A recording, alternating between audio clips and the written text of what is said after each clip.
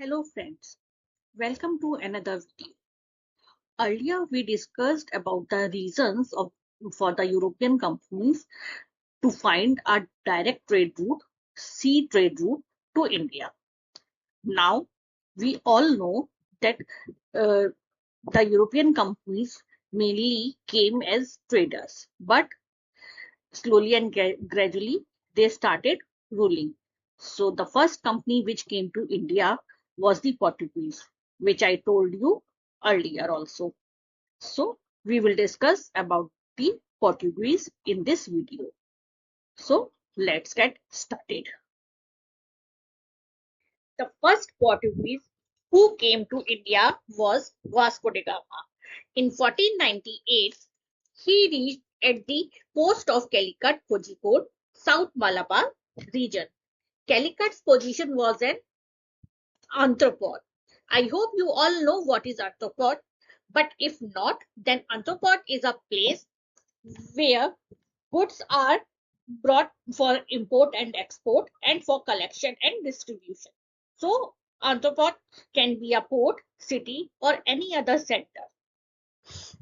Zamorin Samutri, the ruler of Calicut, gave him a warm welcome.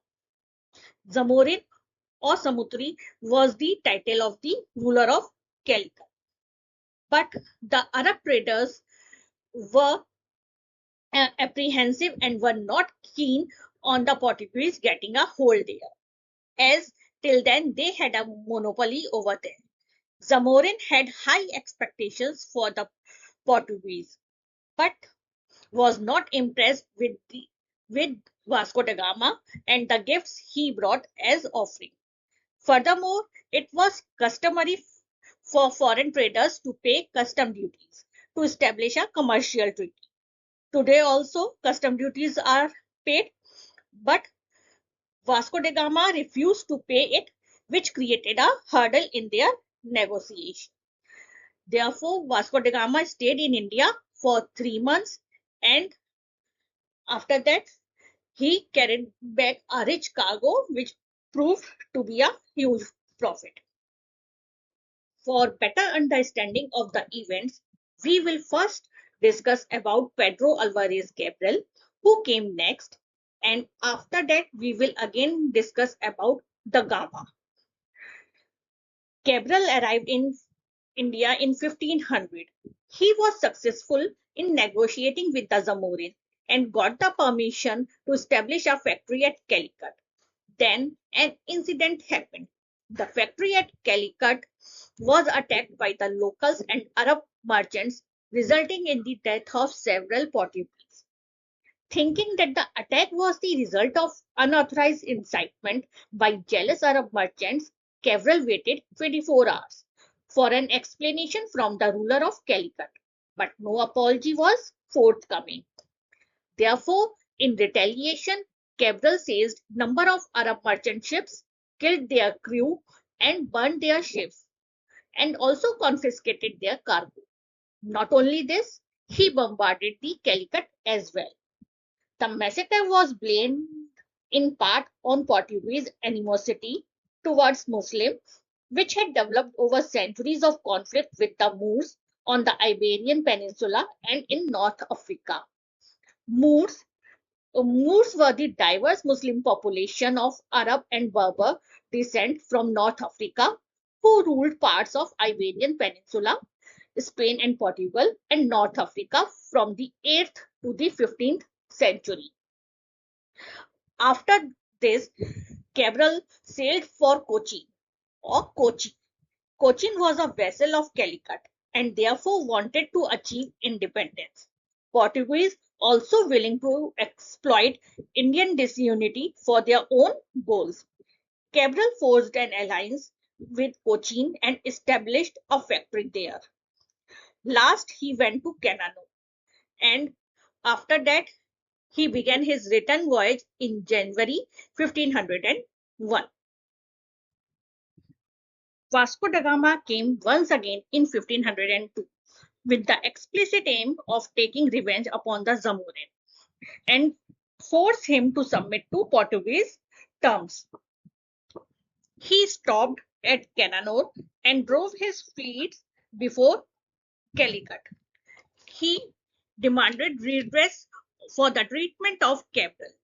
Zamorin adopted a conciliatory attitude and expressed willingness to sign a new treaty. But Da Gama asked him to expel all the Muslims from Calicut. But Zamorin refused to do so. Therefore, he wreaked vengeance on Arab shipping. The violent treatment meted out by the Da Gama quickly brought trade along the Malabar coast to a standstill. The Zamorin ventured to dispatch a fleet of strong warships to challenge Da Gama's armada, but was defeated. This battle was known as Battle of Calicut 1503. Armada is a large fleet of warship or a naval fleet.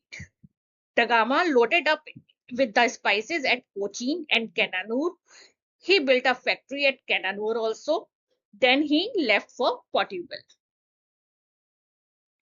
In 1505, King Manuel I appointed Francisco de Almeida for a 3-year term as the first governor and viceroy of the Portuguese state of India, Estado da India.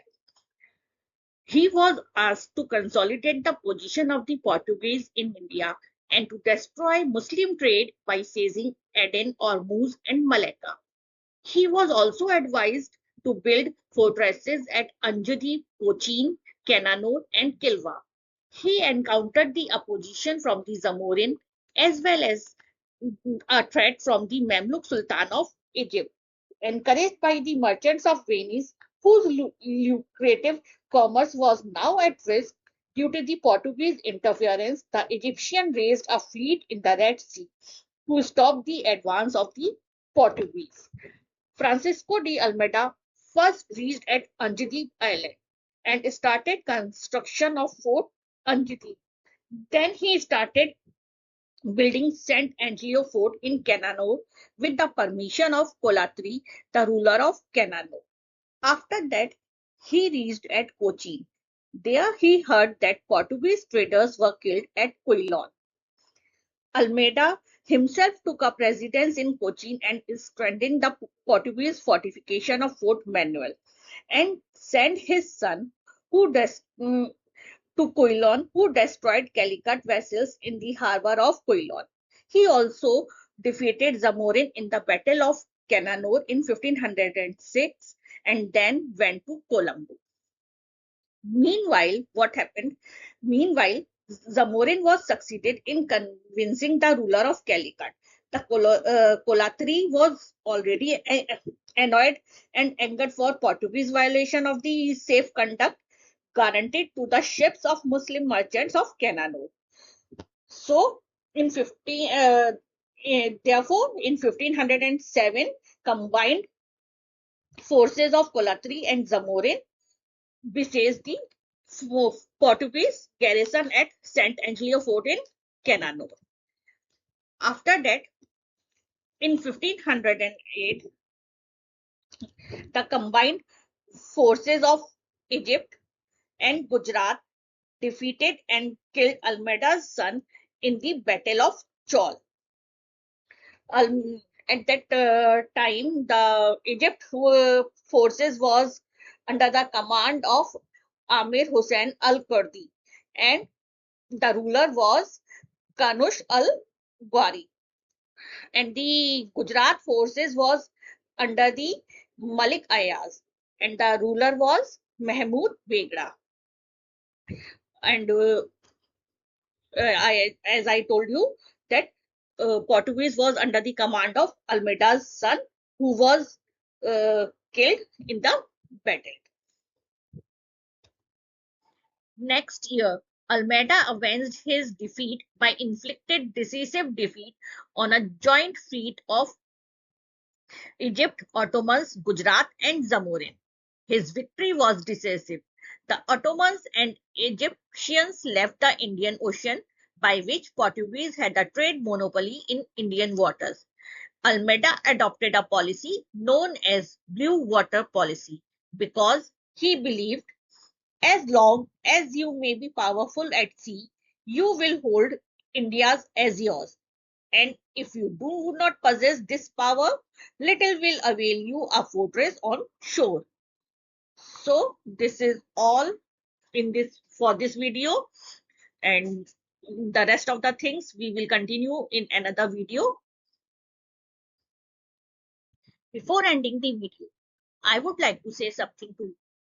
If you are finding my videos helpful and informative, then follow me on Instagram and subscribe me on YouTube. Do like the videos as it will motivate me to bring more informative content. Looking forward for your feedback, comments and suggestions. Do let me know if you need videos on any specific topic. Comment me if any further clarification is required. See you in next video. Bye.